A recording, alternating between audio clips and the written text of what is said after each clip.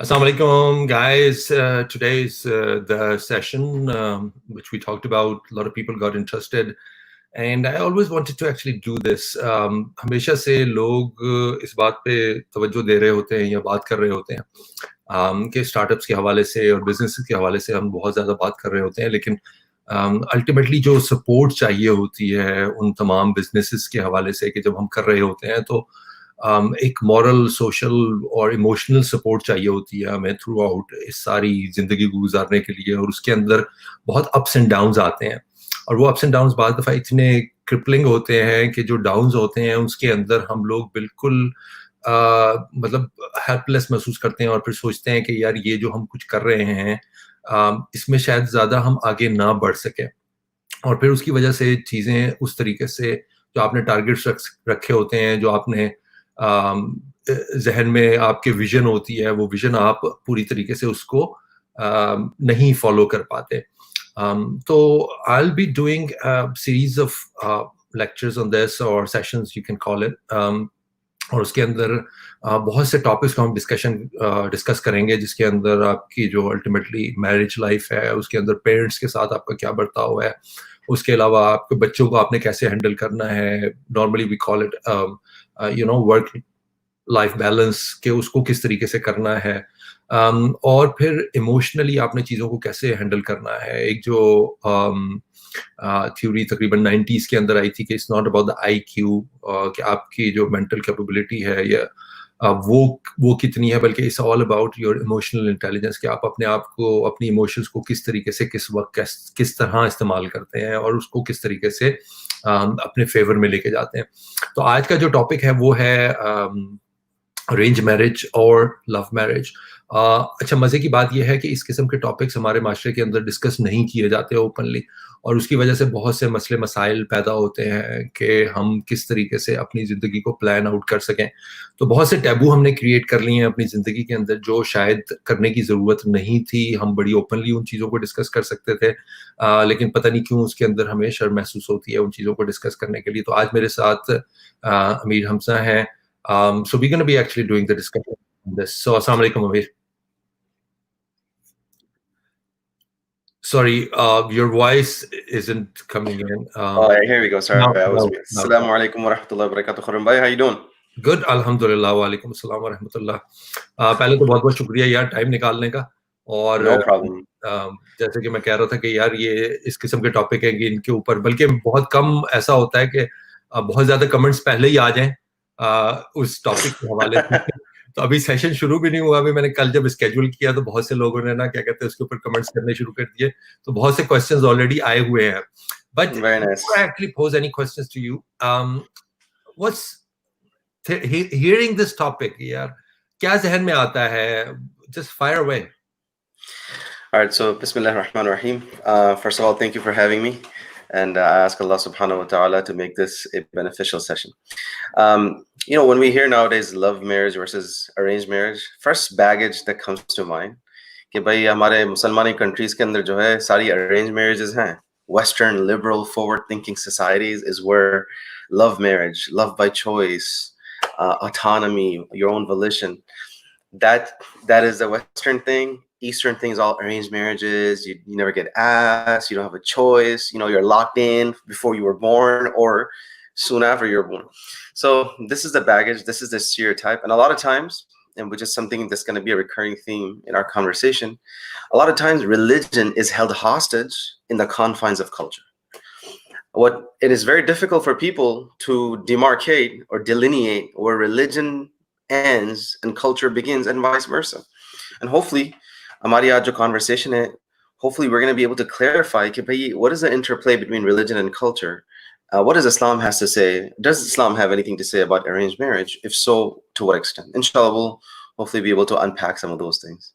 So, I mean, there are like many things. Religion तो है, जैसे मैंने description के अंदर भी कई चीजें लिखी हैं इस हवाले से जो लोगों के साथ शेयर की कि actual है influence जब हम ये सारी बात कर रहे होते हैं, लेकिन उसके साथ साथ कुछ जो रैशनल थिंकिंग है उसका भी कुछ दखल है, जब जो इंसान सोचता है that you are actually thinking कि यार okay fine, religion or culture wants you that to do that, but what is the rational the approach towards this whole thing. They're not mutually exclusive though, Okay. because rationality, religion, and culture, they don't operate in different silos.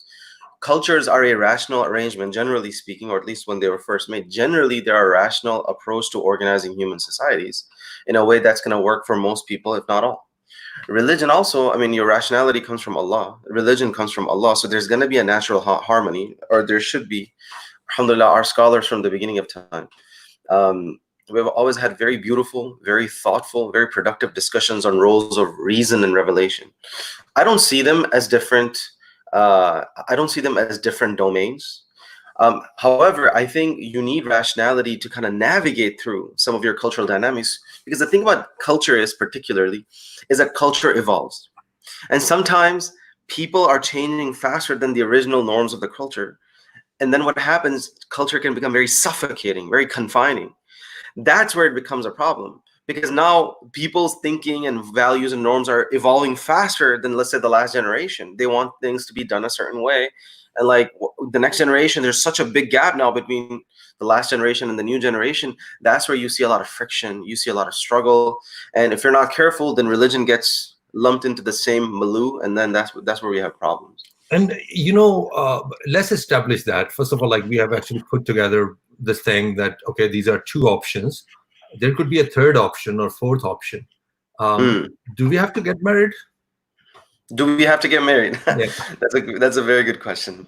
Shadi zaruri hai ki nahi? From an Islamic perspective, I'll comment on the Islamic perspective, and then maybe, like you said, a more practical social perspective. From an Islamic perspective, marriage is highly emphasized. The Prophet ﷺ, and I'll share some stories today. The Prophet ﷺ, he used to say in a famous hadith, "An-nikahu sunnati." Nikah jo hai meri sunnat hai. فَمَنْ رَغِبَ عَنْ سُنَّتِي فَلَيْسَ مِنِّي. And whoever is disinclined, whoever has no raghbat in my sunnah, then I don't know if that person is for me. And the Prophet ﷺ would check up on people a lot. If their marriage life is settled, are they settled down yet? In one narration, we're told that the Prophet ﷺ addressed young people. A very famous hadith, and he says, "O young people, فَمَنِ اسْتَطَاعَ مِنْكُمْ أَنْ يَتَزَوَّجَهُ." Amongst you, O young people, whoever is capable of getting married, get married, get locked in.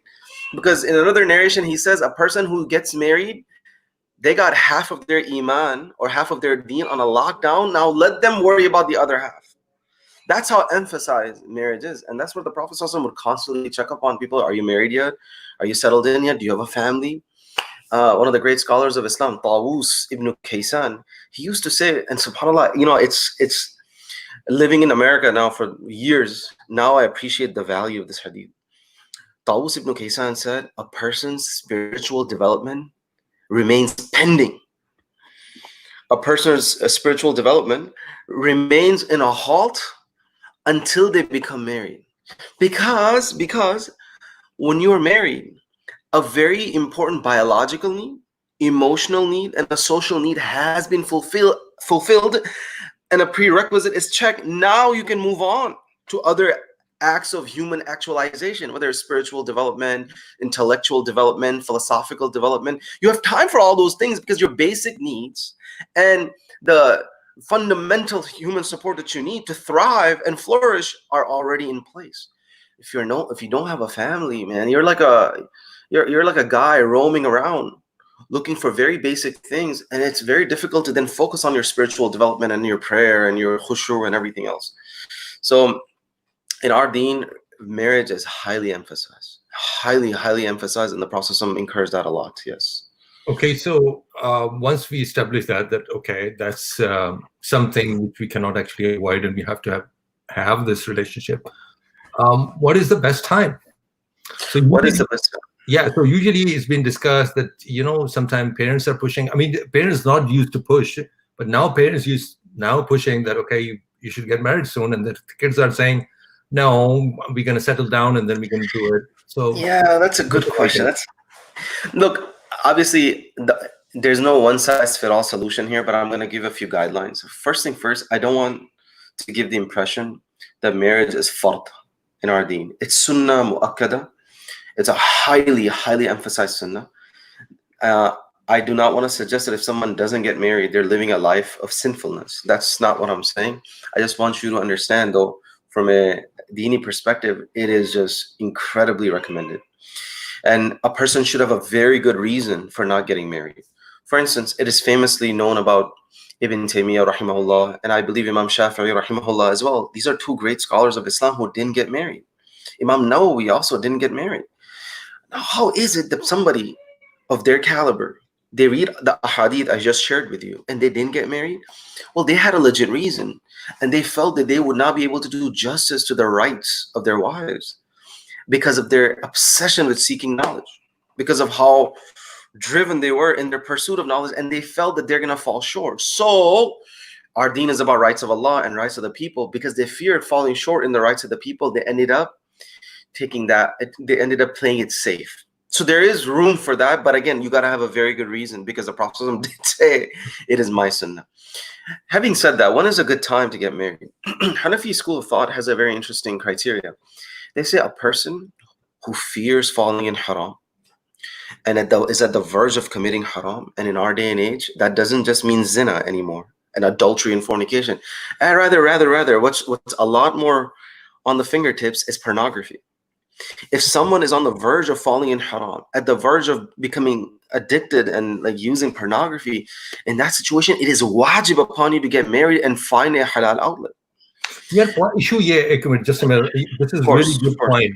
This is really good point, because this is readily available. I mean, the kids are going towards that direction. You just like have to do www and that's it. So I mean, insane. It's not used to be the case before.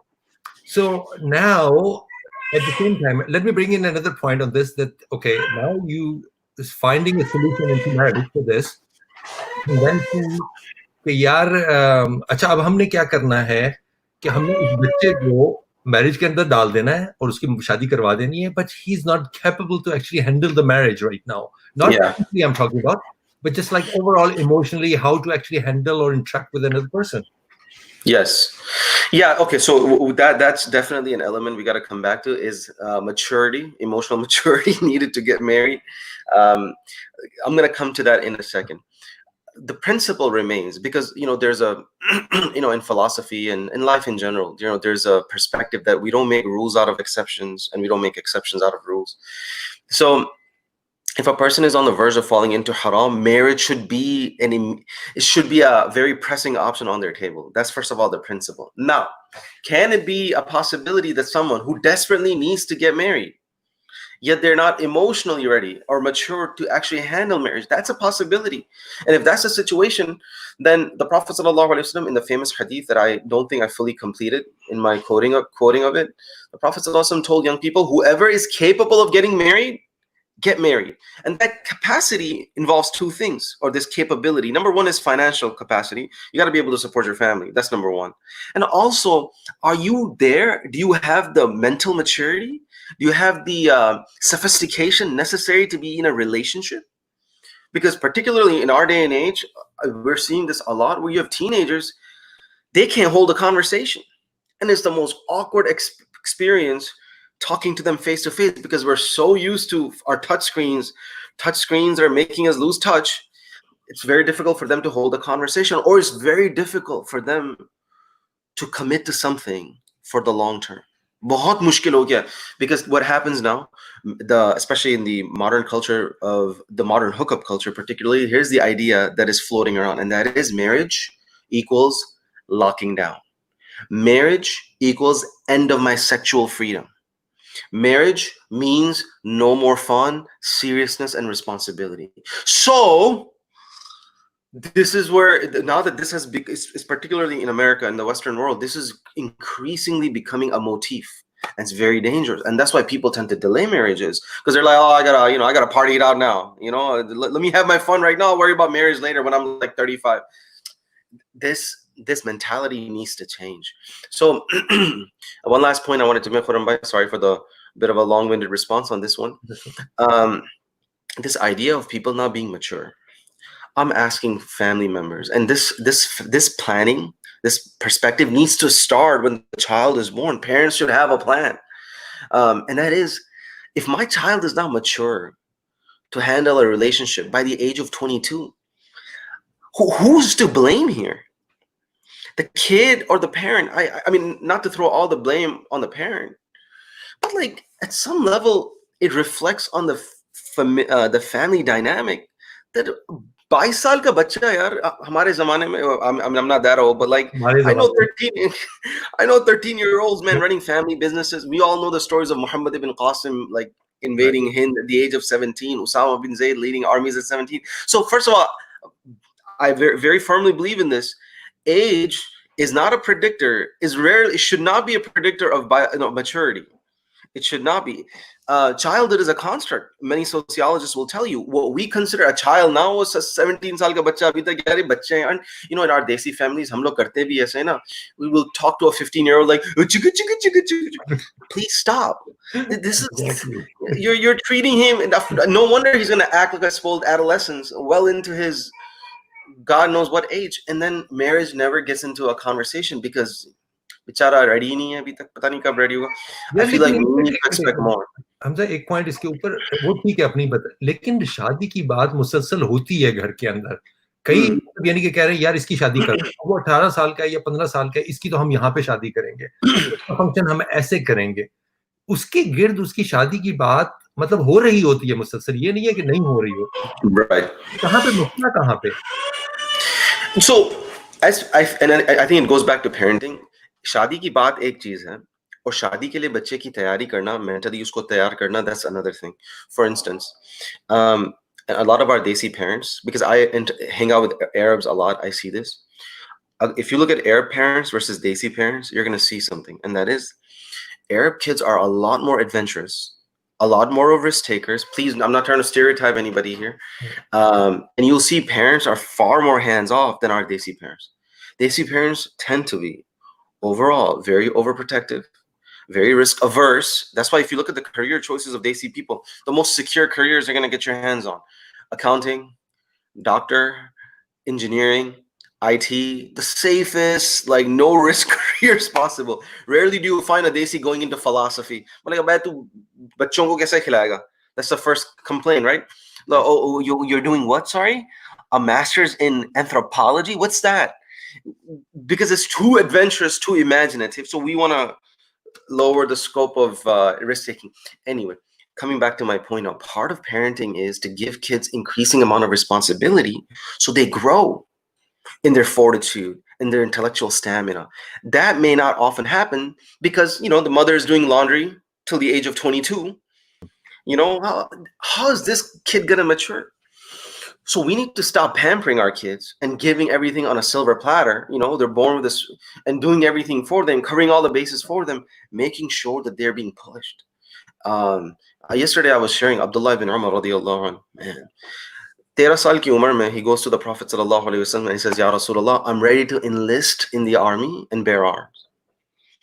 And between the age of 13 and 18, hadith comes in Bukhari, he tells us that I built my own house with my own hand, and no one had to help me. Can you imagine? He's building his own house, putting the foundation, cementing, you know, moving rocks and bricks all on his own. Have you seen our teenagers? Huh? And with their heads buried in their Nintendo Switch? The gap of maturity, it's insane. And one of the anthropologists, a biological anthropologist that I was reading, he said that in our day and age, for the first time ever, listen to this quote, this is powerful. It says, in our day and age, for the first time perhaps in human history, biological maturity far precedes social and intellectual maturity. Right. You chew on that, and it's like, Allah Muslim. So anyway, what I'm trying to say is that if we're going to talk about marriage, we got to make sure there's a game plan in place to make sure our child is ready for a relationship by 22. That's my game plan for my kid. I'm like, man, I want to start looking at 22 because fitna is rampant. I'm sorry, people, you're going to judge me for this. And, you know, in Allah, Allah is not shy to tell the truth. I'm asking a young man who's 27 years old, 30 years old, who's not married, how are you channeling your sexual energy? I mean, unless you're castrated, or unless you don't have those desires, I just don't understand what your outlet is. Unless you're like Imam Mahdi fasting all day and every day, mashallah, like, okay, we'll make an exception for you. But we all got hormones, man, raging hormones. And I was talking to a 27-year-old and I was like, hey, so when's the good news coming? Kab baat ban rahi hai bhai? Card nahi aaya abhi tak. He's like, I'm not even, right now I'm not thinking about it. You're not still not thinking about it? I mean, I don't know if you're like a superhuman with somehow you have suppressed and repressed your desires. Like, I just don't understand how that happens.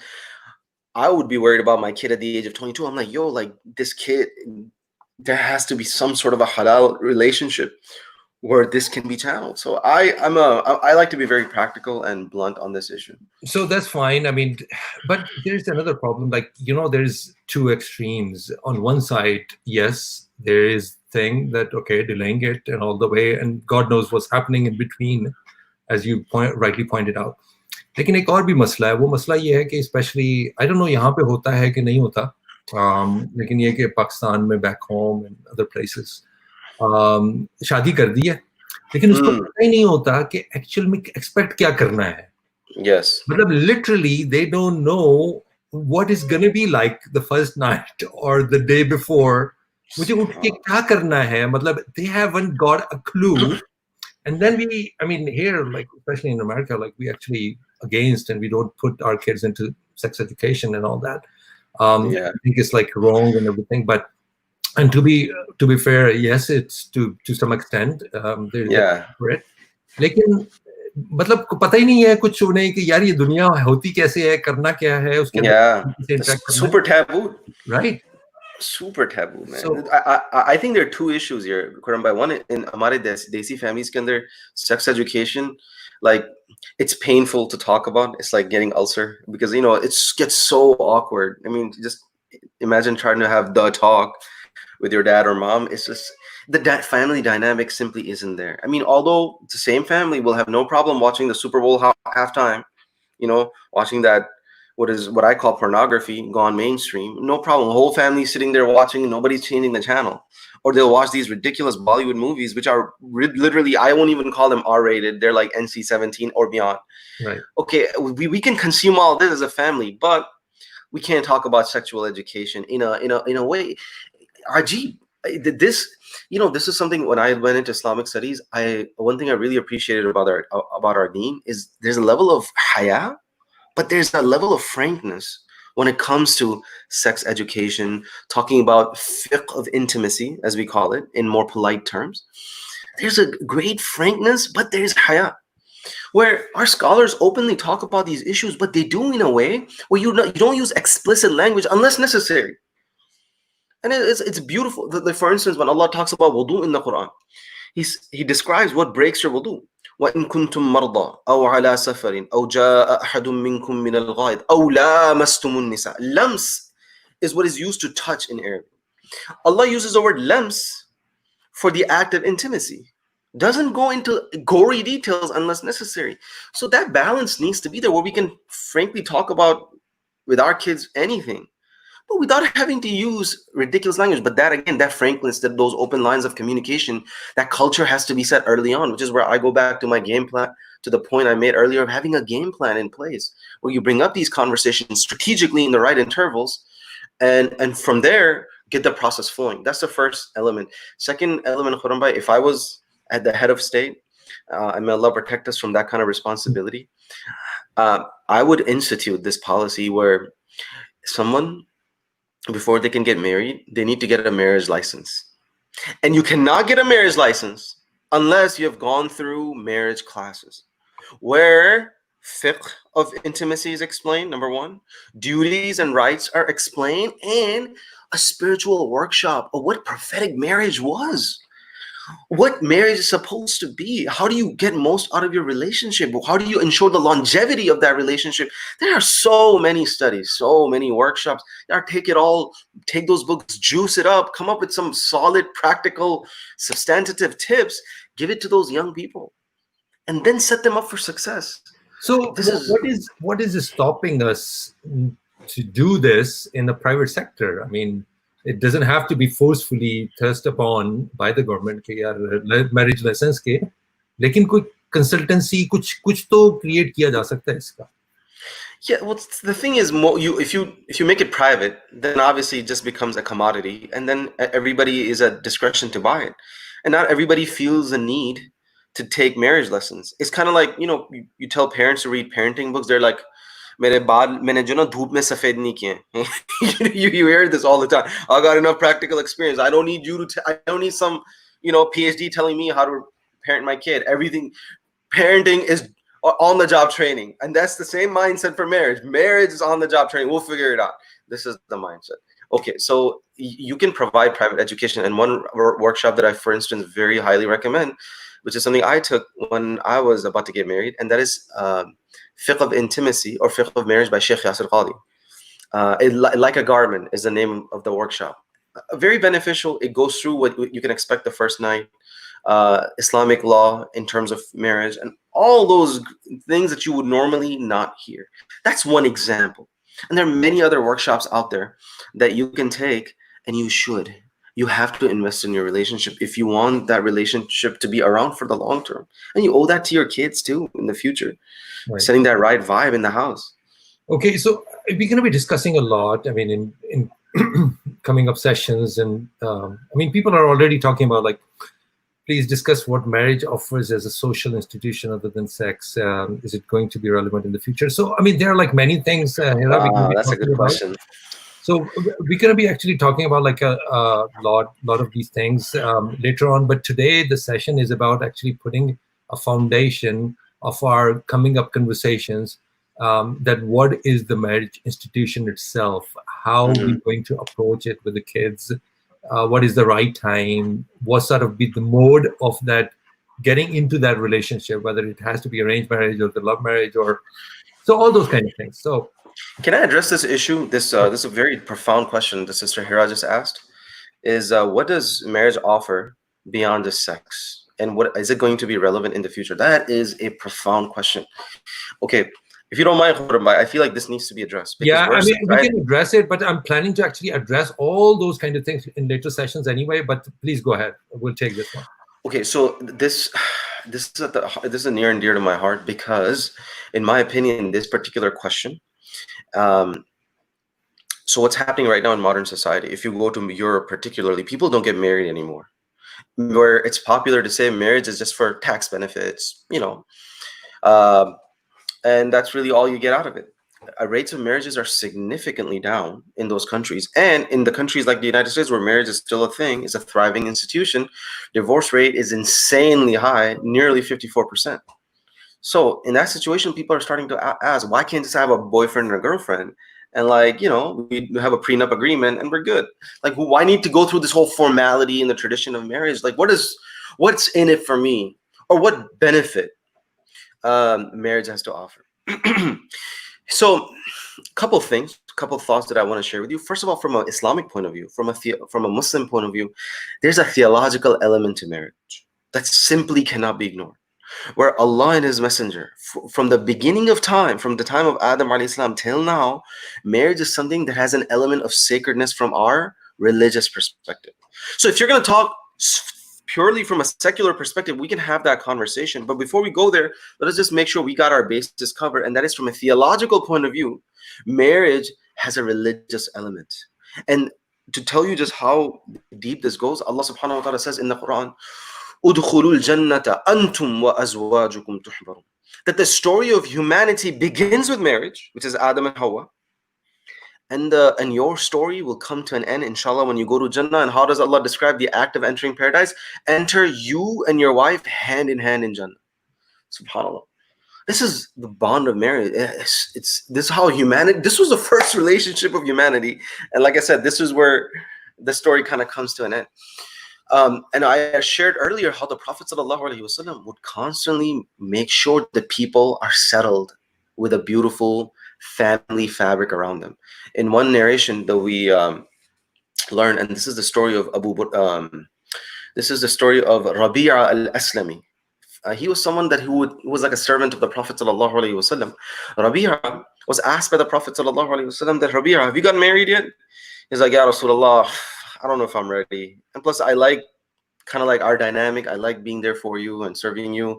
If I get married, then I gotta फिर मैं बीवी का गुलाम बन जाऊंगा, आपका गुलाम कुछ गुलामी छोड़ के. So he kind of like dodged the question. So the Prophet later, a few days later, asked him again, Rabi'a, have you gotten married yet?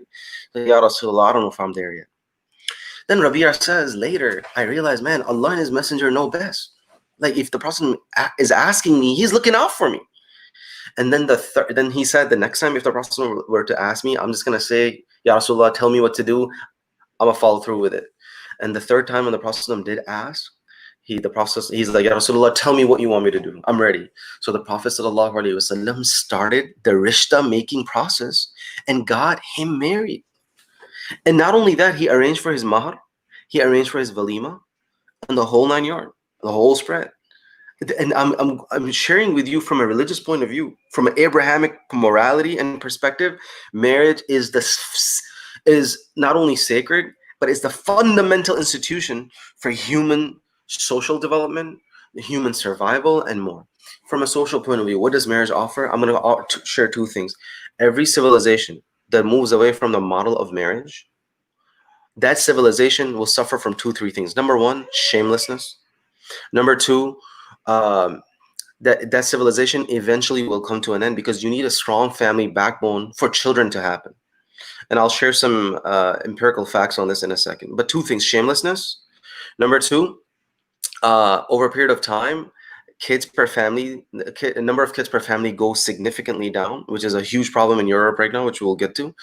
And number 3 is that once the bond of marriage is weakened, then family overall begins to lose importance. This is where now Mother Days replace actual ties of kinship. This is where Father Days replace actually actively taking care of your parents as opposed to just shoving them in, nursing homes. These 3 elements, you see this across the board. Every society that starts losing respect for marriage, they suffer from this. I can go into details of these 3 things, but I'll just briefly share with you the first element that I said, and that is that shamelessness becomes prevalent in society. Is this more true than ever before in our day and age? Or from the 1916s till now, the sexual revolution that occurred and the bond of the institution of marriage began to be undermined till now, you have high schoolers committing the act that only a husband and a wife should. Why? Because marriage, what it does, it gives the act of intimacy, it couches the act of intimacy with responsibility. Like sex comes with strings attached. You got to get your life straight. You got to have your career straight. You got to have all your boxes checked before you're going to ask the father of the girl for the hand. Now what's happening? Guys are getting everything that they normally had to work so hard for is available to you in high school, in college, with no questions asked nearly nowadays, especially with the hookup culture, no strings attached. And that's why and many studies are done on this. That's why sociologically, if you see the chronic under-motivation that is found in guys right now, low test scores, living off their parents' basements, the turnovers in jobs, everything is suffering because family was that glue. Marriage was that glue, was that orientation, that purpose that you had to work towards. Now, that pleasure that marriage afforded is available without any work at all. When marriage begins to be undermined, social fabric of society unravels. And it's such a sad reality what we're seeing right now. You go to college culture, the frat culture right now, it's like an average American sleeps around over 8 different people over their lifetime. And I'm asking, why is the divorce rate so high? Because when you have access to sex before marriage and you've been sleeping around, you've been around the block, now finally when you do get married, how are you going to all of a sudden shift to a mindset of commitment and responsibility when you had open sexual freedom before? Oh, you're going to just become an angel now and shut everything down and put an end to your sexual freedom? You're not. That's not going to happen. And that's why 1 out of 2 marriages fail, because it's too much of a restriction. SubhanAllah, the wisdom of our deen to kind of make sure it cuts the venues to this social irresponsibility.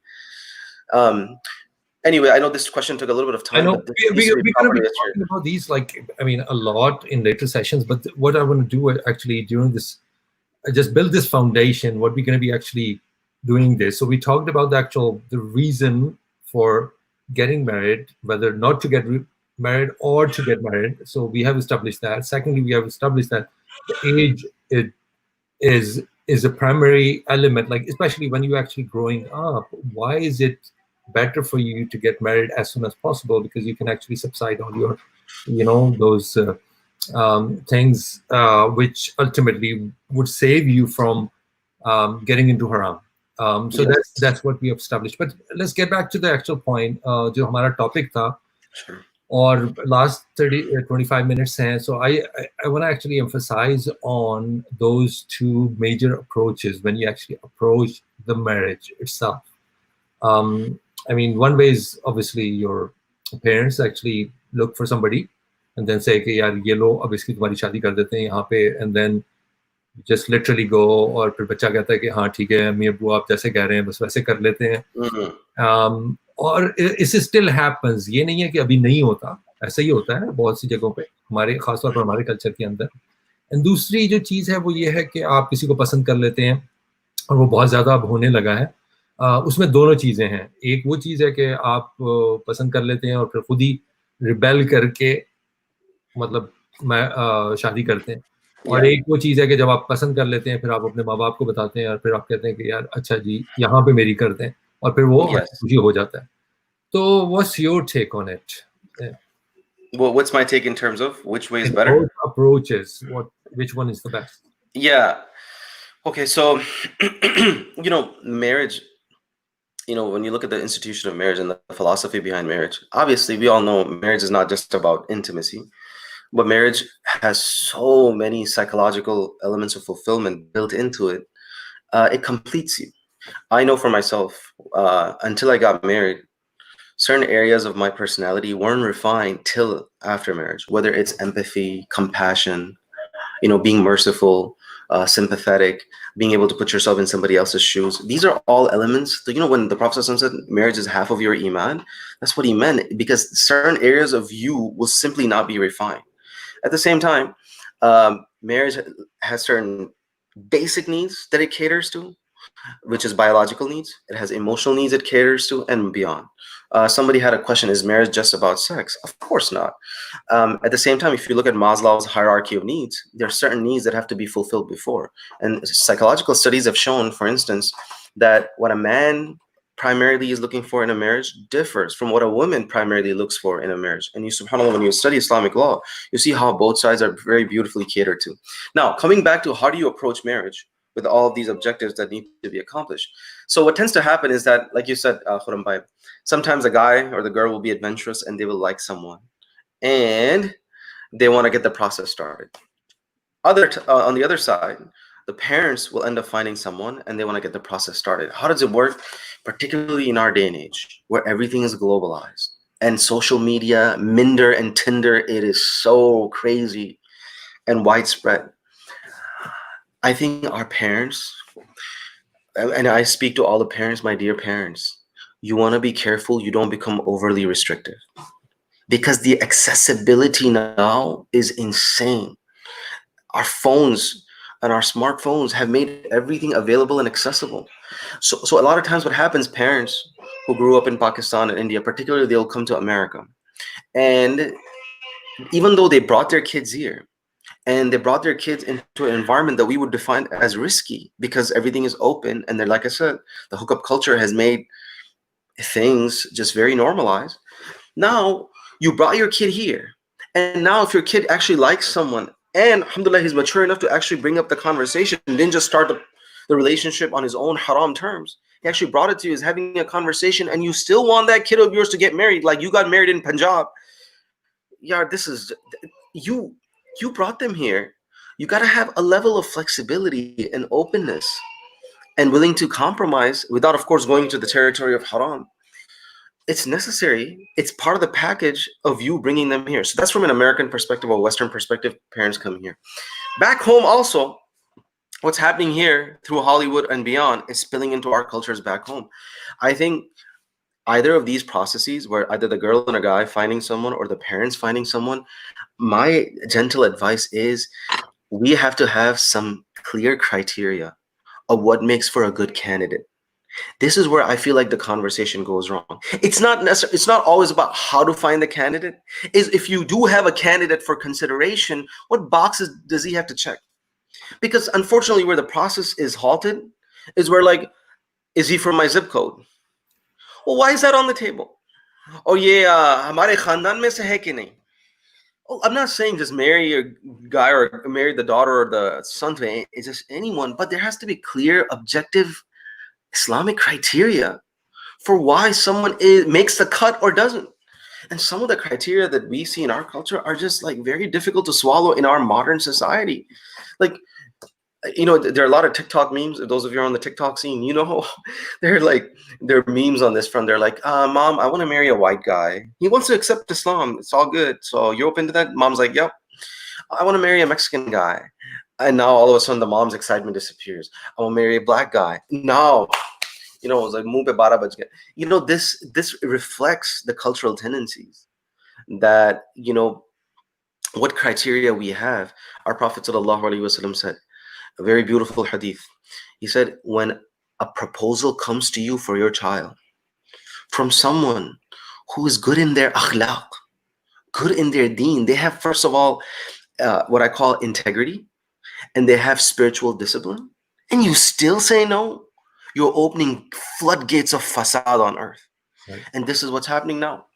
We reject the proposals for those dumbest reasons, and then what that does, it makes halal very difficult. Already marriages are so expensive, which we need to talk about. And the Prophet ﷺ said the most blessed marriages are those which are the cheapest ones. That's another conversation. Already marriages are expensive. And then on top of that, haram is immediately accessible. You just got to swipe right. Already we're at a disadvantage. Do we really want to erect more barriers for our kids to get married? You guys will be blown away, those of you who are listening, that our Prophet ﷺ asked Jabir ibn Abdullah. Jabir is a close companion of the Prophet ﷺ. He asked Jabir, did you get married after Jabir's father passed away? Jabir says, Ya Rasulullah, yeah, I got married. Now, here's a shocking part. The Prophet is asking him, did you get married? And Jabir says, I did get married. And who didn't know? The Prophet didn't know. Khurram, I don't know if you're wrapping your head around this. A marriage occurred in Medina and the Prophet didn't know. And this is not the only companion. Same story with Abdurrahman ibn Auf. They got married and the Prophet is finding out after the fact. And the Prophet is not upset. They didn't think twice about the fact that the Prophet didn't do the nikah or was invited. Why? Because the culture of marriage was chill. It wasn't this earth-shattering affair where the whole village has to be invited. It was easy. Halal was easy. It was accessible. You didn't have to invite your 18th cousin or everybody else around the block. It was a casual affair. And that's why there was barakah. There was blessing. Oh my God. You guys, one topic. This is really a good point. You know, like Prophet, the most, you know, the important human being, most elevated human being, living among you, and you don't invite that person to your marriage. I mean, right now you would want to actually invite your mayor, you want to invite your congressman, you want to member parliament, PM, prime minister, you want actually of the president, you want them to participate in your wedding. So, I mean, this is amazing. But this actually takes me to another point, which is to, let's say if marriage is that easy, then can the kid would just simply go out and get married and tell the parents that, okay, technically marriage is that easy. Like literally you need 2 witnesses. You need mahar and you need ijab and qabul. Done. Marriage can be done in 5 minutes. But what happens if you have all these cultural boxes and hoops you have to jump through?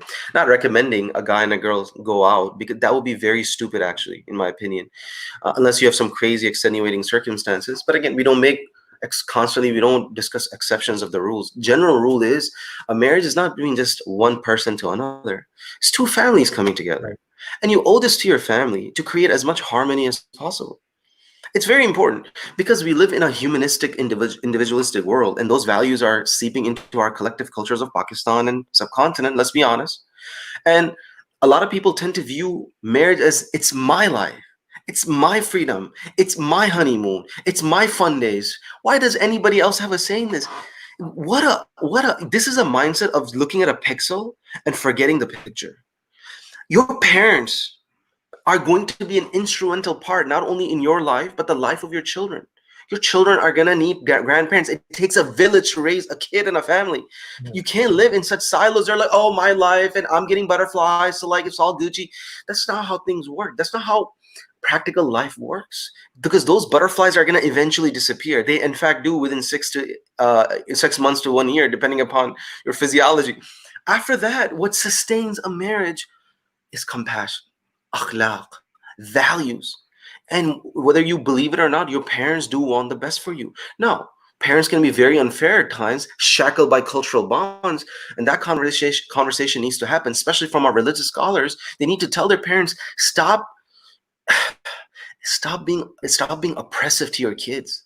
Stop demanding criteria. They simply have no place in our deen. That conversation needs to happen. But as unfair as parents can be, we do not want to open the door of this unilateral approach to marriage, where somebody's just going to go off the limb and just going to go marry somebody and anybody. And now you don't talk to your parents. You don't talk to your family because family doesn't accept you. You feel awkward.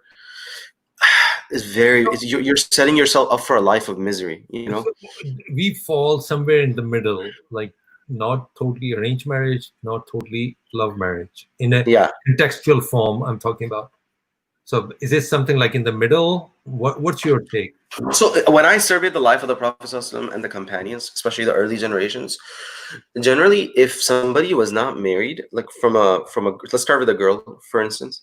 If a girl was not previously married, generally it was culturally, and we'll talk about the religious element. Generally, the culture of Medina at that time was that somebody from your family would approach and initiate the conversation.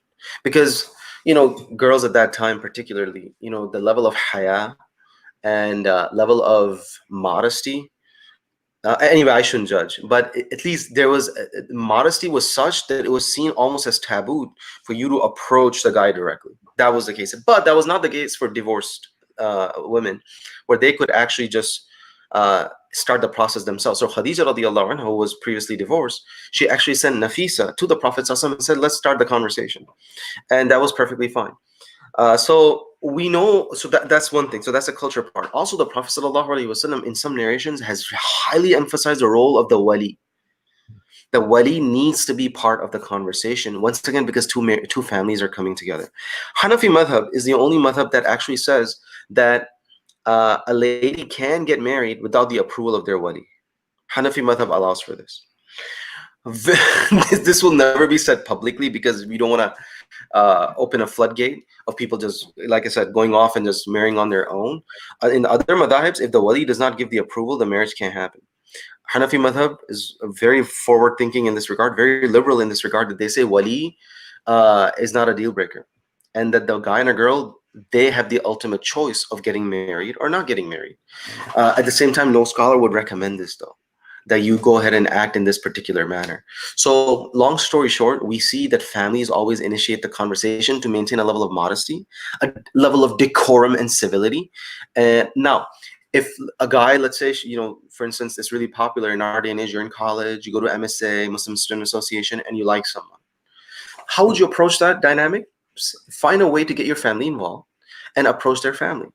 Hopefully your family is forward thinking to not create unnecessary obstacles to that marriage, and they shouldn't, because haram is so widespread. Make halal easy. That should be the overriding rule. Your concern should be for the akhirah and the iman of your child, not some petty criteria, you know, that you need to fulfill because you're afraid of showing your face to your uncle. Like, that needs to, this type of mentality, like, I gotta worry about the iman of my kid, the spiritual protection and chastity of my kid, the iffah of my kid.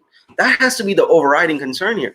Anyway, you like someone, get your parents involved. Your parents approach that family. Inshallah, you're sincere in the process. Allah will open doors for you. That's how I got married. My mom actually found someone, and then I ended up talking. There was affinity, there was chemistry, and alhamdulillah, from there, I feel like there's a beautiful hybrid between love marriage and arranged marriage.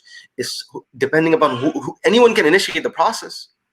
Anyone can initiate the process, but you want to go through the right channels, because shaitan can easily play games with you. Okay, so there's interesting viewpoint. Marriage is halal relation, not business, whether in arrange or nor in love. So what I understood from it, like probably she's pointing out that it doesn't have to be arranged. It doesn't have to be, you don't have to be in love to get married. This is like some sort of like a responsibility that you have to actually do it. but it doesn't have to be in a certain way. So what is it, the middle way? I don't know what did she meant, but Yeah, if you can kind of clarify, marriage is halal relation, not business, whether in arranged nor in love. Yeah, I'm not entirely sure what that means. I'm assuming the person, and Sister Zainab, please go ahead and clarify. I'm assuming you mean that this shouldn't be some sort of a cutthroat, soulless type of a process where, it's all like, you owe me this and I owe you that. There needs to be an overarching vibe of love and akhlaq. Man, one thing, I don't know how much of our audience are exposed to this, but when you get an opportunity, just study how the Prophet used to treat Khadija and how he used to treat Aisha radiallahu anha. I'll just share a few glimpses. Khadija radiallahu anha particularly, when she passed away, long after she passed away, the Prophet sallallahu alaihi wasallam would still send gifts to the friends of Khadija and the family members of Khadija. He would look at the jewelry of Khadija and he would tear up because those emotions would come flooding back. You're absolutely right, Sister Zainab. That's not a business relationship. That's a wholesome, beautiful relationship that marriage alone affords. And subhanAllah, one of the most terrifying things that is occurring in our day and age is because of this hookup culture, which is all just flesh and desires and just one night stands and satisfy your desires and you bounce. No responsibility, no rights, no commitment whatsoever. One thing that unfortunately is occurring now is that people have forgotten what meaningful, wholesome, deep relationships are. Where you don't look at the opposite gender just as an object of desire and intimacy, but wholesome, meaningful relationships. Aisha radiallahu anha says the Prophet sallallahu alaihi wasallam would race with me. And the Prophet sallallahu alaihi wasallam and Aisha radiallahu would sit down and have a dinner, and she would pick up the shank and she would eat. And then when she would put down, the Prophet would pick it up, rotate it to the spot where she had eaten it from, where she had put her lips, and he would eat from the same spot.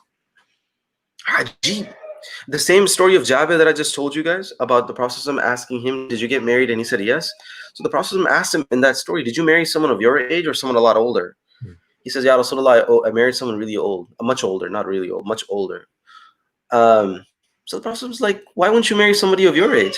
Now, listen, this is so forward thinking, it just floors you. The Prophet said, why wouldn't you marry someone of your age who can be romantic with you and you can be romantic with her? This is a prophet of God saying, تُلَاعِبُكَ وَيُلَاعِبُهَا.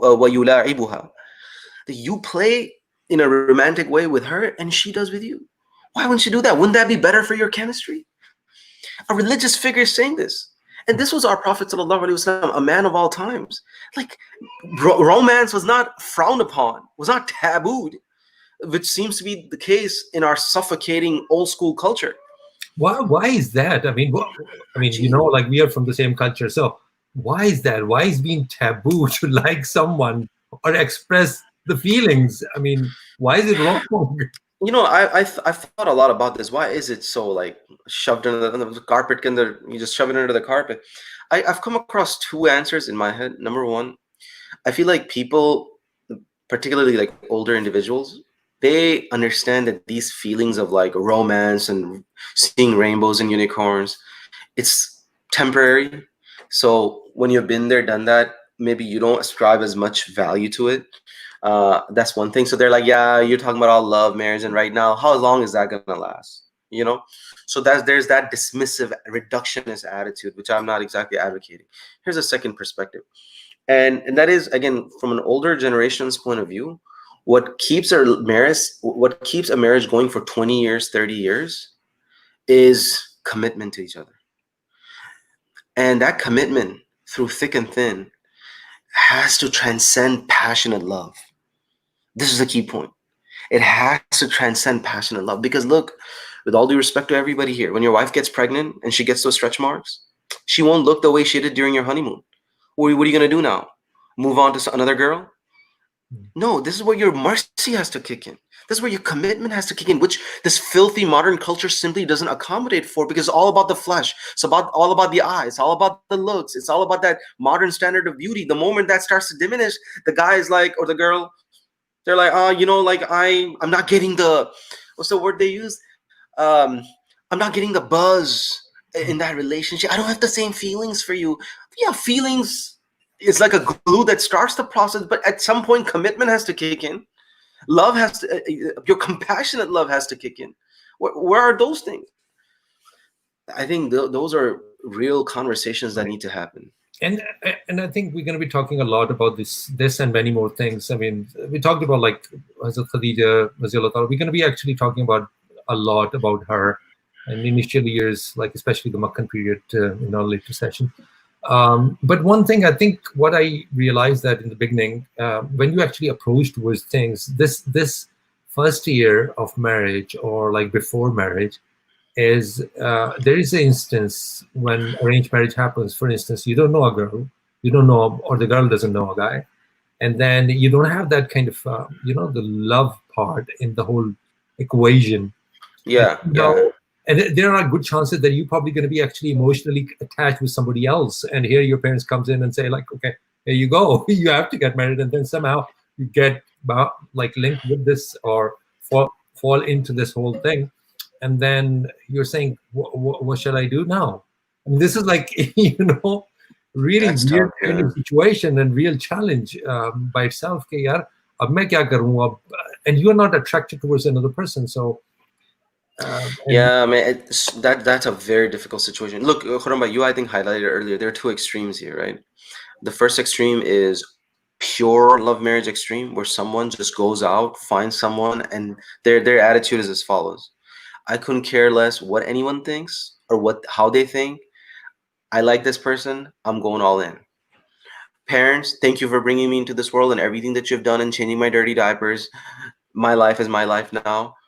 You don't like it, deal with it. This is one extreme, unfortunately, and that's a very, very obnoxious extreme. Okay, then there's the other extreme, where parents are like, I got married and I didn't even look at your mom till and then क्या बोलते हैं उर्दू में the first night, मुंह दिखाई.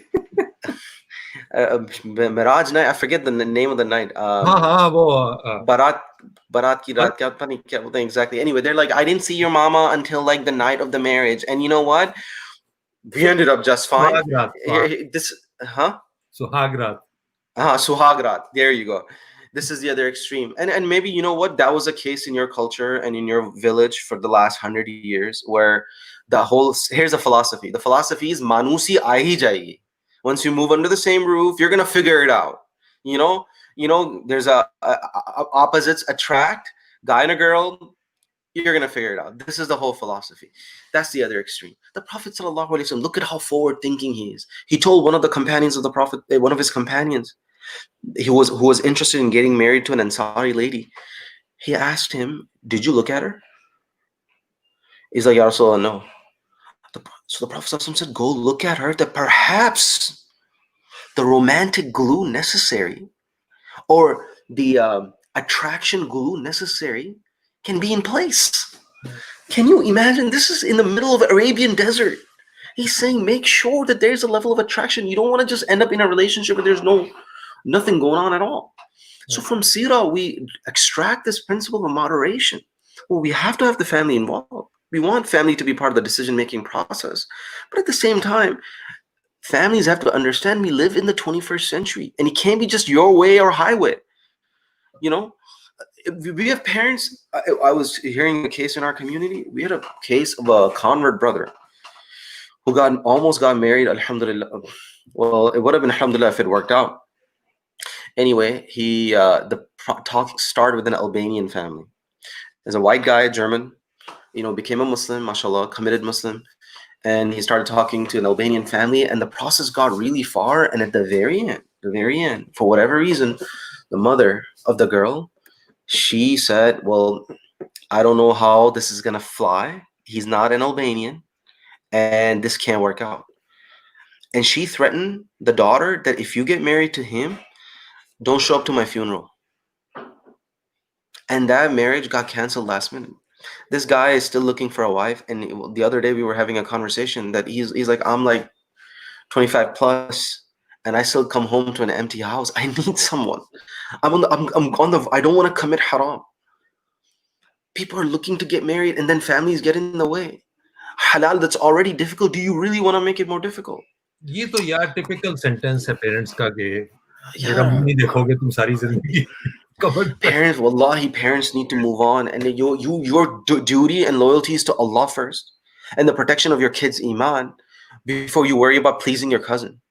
You know, right now, particularly in some cultures, mahars are so insanely expensive. Like you gotta start your marriage on a verge of financial bankruptcy, taking out $30,000-$40,000 worth of loans just to throw this insane wedding. So make sure everybody, mouth is zipped.